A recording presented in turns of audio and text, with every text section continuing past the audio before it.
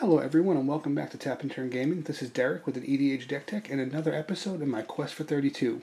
Today's deck will be for the Rakdos colored Wort Boggart Auntie. It is a Goblin tribal deck and fills out my black-red slot for my quest for 32, which is my quest to build all 32 decks of possible color combinations. So let's get right into it. Alright, so my general is Wort Boggart Auntie. She's a 4-cost via 2 a black and a red, 3/3 Goblin Shaman with Fear. Her ability says at the beginning of your upkeep, you may return target goblin card from your graveyard to your hand. So that's why this is Goblin Tribal. She gives me some free recursion every turn. She's not one of the more popular Goblin generals that you'll see. Usually you'll see Wort the Raid Mother, her other iteration. You'll see Vial Smasher, which was a competitive deck. Or you'll generally see Krenko because you can crank out a lot of tokens rather quickly. But this is my Goblin Tribal deck. I've really enjoyed it. It's probably my longest running EDH deck. It does have some pros and cons. Being a Goblin Tribal, I do suffer from a limited card pool, though Goblins do have some support, so that is being in Goblin for a tribe is a pro, but having a tribal deck is a con. Being in Black-Red, I have a con versus I don't have a lot of ways to deal with enchantments.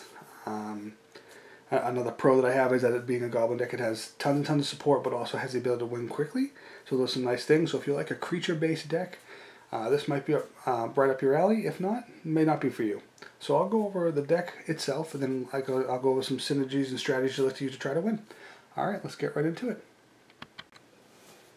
Alright guys, so now you know who my general is, Wort Boggart Auntie. Now we're going to go over what the deck has and what the deck does. So first thing we're going to go over is my instance. I run a Tarfire, a Nameless Inversion, a Terminate, an Unlicensed Disintegration, and a Bedevil. This is my instant package. I know it's not a lot. I run these 3 because I like them and I have them in foil, and they're really nice looking foils, so I really like that. I run these 2 because they are tribal instants and they happen to be goblins, so I can actually take them back with Wort at the beginning of my upkeep. So at the end of my turn, at the end of my opponent's turn, I can Nameless Inversion one of their creatures, and on my upkeep I can target it with Wort to take it back to my hand. And that's pretty powerful. Next up we'll go over my sorceries.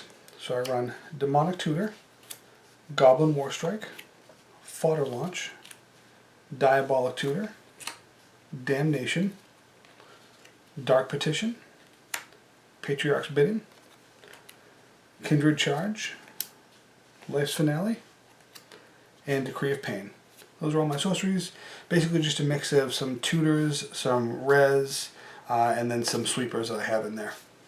Next up we're going to go over my enchantments. We run Goblin Bombardment, Goblin Warrens, Aggravated Assault, Grave Pact, Dictate of Erebos, and Palace Siege, which I would generally call the con, so at the beginning of my upkeep I can return a target creature from my hand. But if the opponent's getting low, I will sometimes call dragons, just to apply that extra pressure.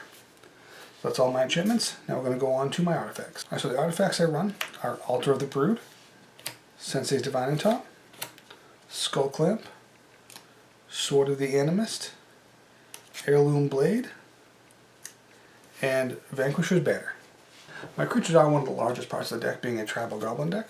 So we have Goblin Chirurgeon, Goblin Lackey, Skirk Prospector, Warren Instigator, Weirding Shaman, Sting Scourger, Munitions Expert, Mogg War Marshal, Grenzo Dungeon Warden, Grenzo Havoc Raider, Goblin Recruiter, Frogtosser Banneret, Ward Eye Witch, Treasure Nabber, Pashalik Mons, Mad Auntie, Goblin Warchief, Goblin Sharpshooter, Goblin Matron, Goblin King, Goblin Chieftain, Gempalm Incinerator, Boggart Harbinger, Siege Gang Lieutenant, Murderous Redcap, Mog Catcher, Lightning Crafter, Krenko Mob Boss, Goblin Wizard, Goblin Trashmaster, Goblin Ringleader, Beetleback Chief, Siege Gang Commander, and Kiki-Jiki Mirror Breaker. That is my creature package. There is quite a bit. A lot of these turn into some really cool engines I can get into, so I will get into that in just a little while. And as far as my lands, I'm running 2 swamps, Urbog, Tomb of Yawgmoth, and Bojuka Bog, 11 mountains, and a Valakut the Molten Pinnacle. Have a Reliquary Tower, Terramorphic Expanse, Evolving Wilds, Rocky Tar Pit, Kirk Keep, and a Goblin Burrows. And then for our dual lands, we're running Path of Ancestry, Badlands, Graven Cans, Sulphurous Springs, Molten Slag Heap, Bloodfell Caves, Cinder Barrens, Coombe Refuge, Tressorhorn Sinks, Smoldering Marsh, Auntie's Hovel, Rakdos Carnarium, Rakdos Guildgate, Lavaclaw Reaches, Dragon Skull Summit, and Blood Crypt. So that's all of our lands. It actually rounds out our entire deck. So now what I'm going to do is I'm going to go over some of the synergies and engines I have and sort of how the deck plays out on its own. Alright guys, so now we're going to go over the strategies and the synergies that the deck has. So obviously this is a Tribal Goblin deck, so there's a lot of synergies with the Goblins. I want to attack to win usually, but I also have a lot of ways to generate some value with my creatures. So just having Wort down generates me constant value return, but I usually will pair her with my Palace Siege to take back two Goblins every turn, and that's a lot of good value. But one of my really cool things that I discovered playing the deck is I have a lot of different synergies. One of which is these 2 cards. So everybody and their mother knows Kiki-Jiki is a great card. I think Lightning Crafter is usually underrated. Lightning Crafter is a Goblin Shaman that can tap to Lightning Bolt, so it taps to deal 3 damage. But it is a champion of Goblin ability. So when it comes in, I have to have another Goblin. So when he comes in, he exiles that other Goblin and it stays exiled until this leaves play. Now that's fine, that's whatever. But my main strategy, I need to get these 2 down. Now once I do that, I tap Kiki-Jiki to make a copy of Lightning Crafter. So that Lightning Crafter copy comes in. But it also needs, it comes into the board, it also needs to champion another Goblin. So what we do is we champion out Kiki-Jiki. Now I have 2 Lightning Crafters. One may or may not be able to tap, it may have come in this turn, may not have, but this one will have haste, so it can tap to deal damage immediately. So that's fairly relevant, but now we need a way to abuse this.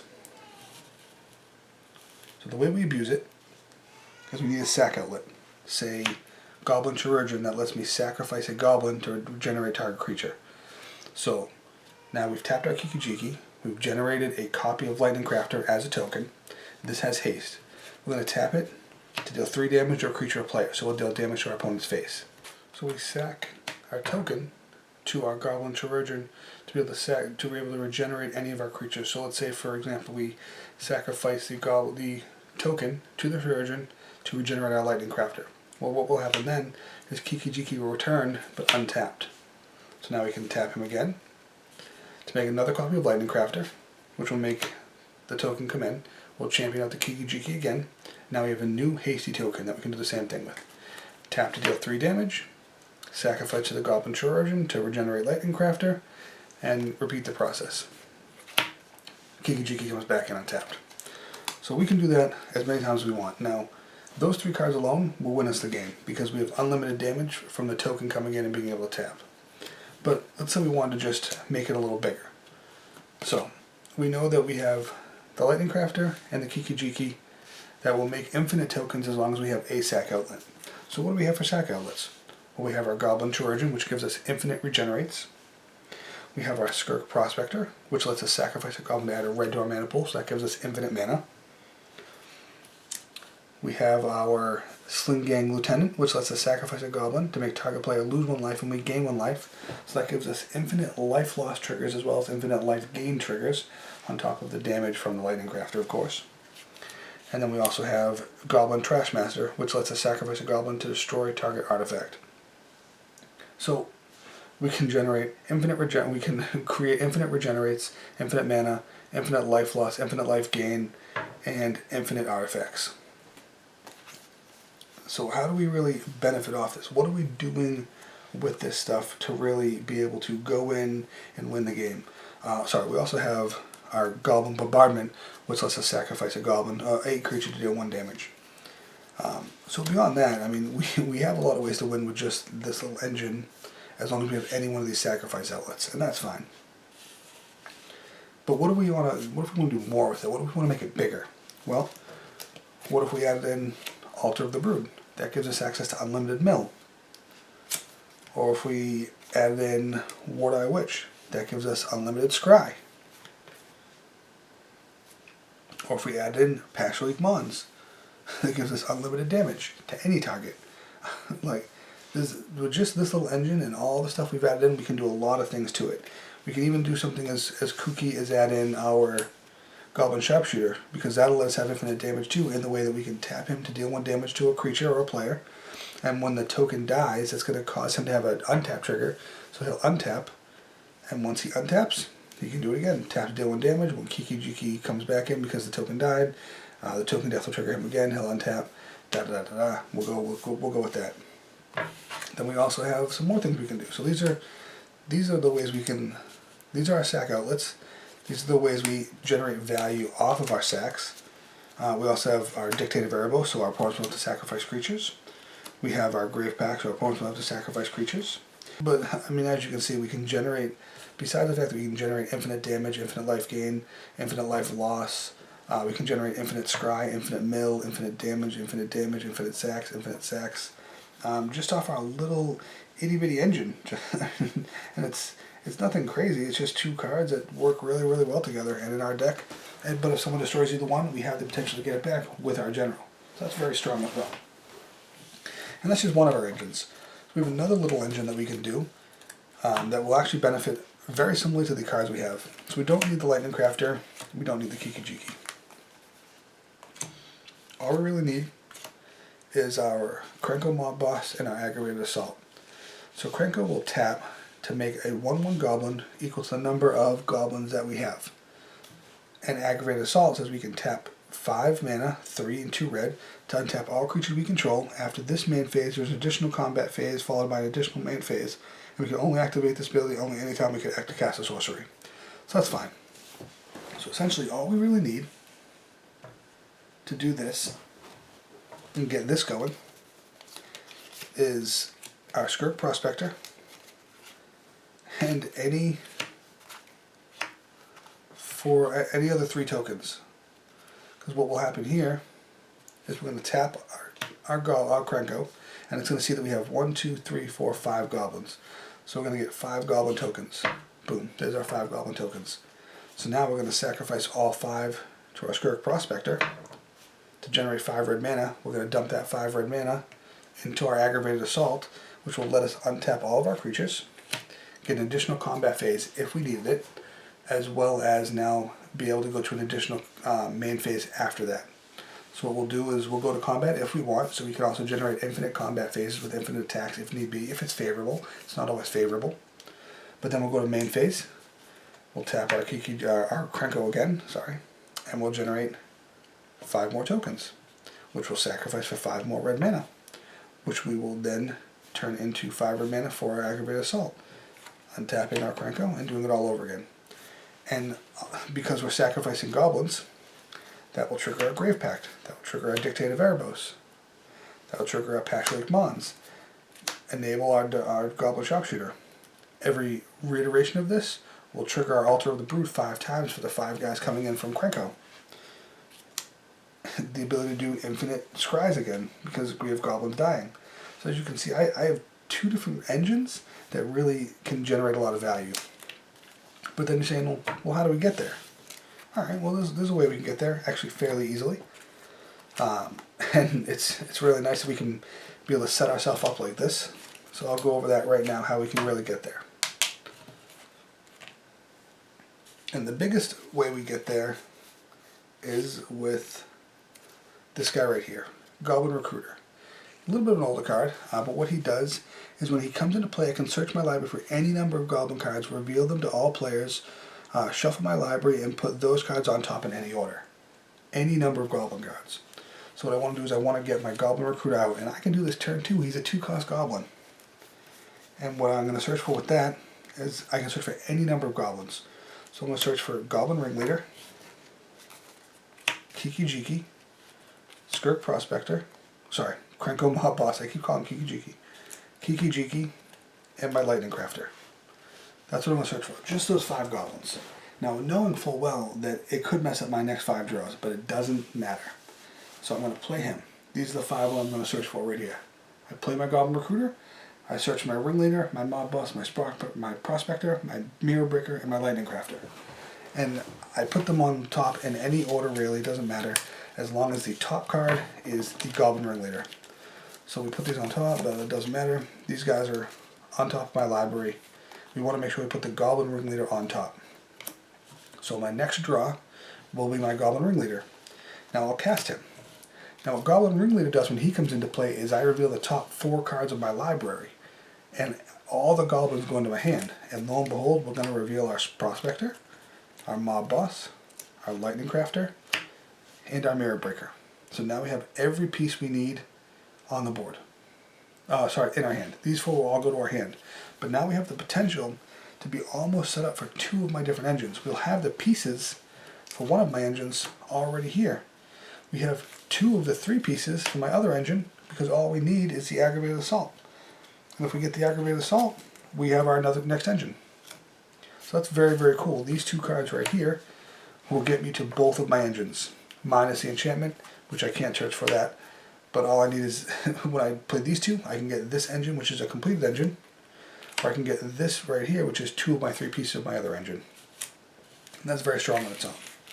But you're saying, well, how do we get there? Okay. Well, I don't really need to find the Ringleader. I only need to find the Recruiter. Okay, so how do we get to the Recruiter? That's what we have to figure out. We have to know how we can get to the Recruiter and be able to get him out reliably when we want to. And it's actually fairly simple being in black anyways, but we have a couple ways. First we have our Demonic Tutor, our Dark Petition, and our Diabolic Tutor. Those 3 will get us there on their own. That's fine. We also have our Goblin Matron. When she comes into play, I can search for any goblin and put it into my hand. And we also have our Boggart Harbinger. When he comes into play, I can search for any goblin, or reveal it, and put that card on top of my library. So I have 5 different ways to get to my engine, to get to my Recruiter, and my Recruiter will get me to my Ringleader and to my other goblins. So, I mean, any of these 5 get to this guy gets to these 5 guys right here, and this guy gets to those 4 in my hand.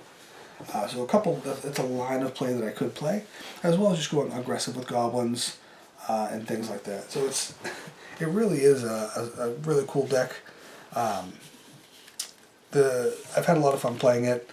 I try not to really have it be a combo deck. It's just, I'm a big believer, some people would disagree, that every deck needs an out. I believe every deck needs an infinite win con, because sometimes a game just has to end. You can disagree, you can agree, that's fine. I'd love for you to comment on the video, tell me what you did like and didn't like, and we'll go from there. This is Derek with Tapping Here Gaming. Please like, comment, subscribe, hit that notification button. We really want to keep growing the channel and give you guys content that you'll love. So yeah, that's it. This is Wort Boggart Auntie, episode 4 in my Quest for 32 and my Rakdos colored deck. Thanks a lot, and goodbye.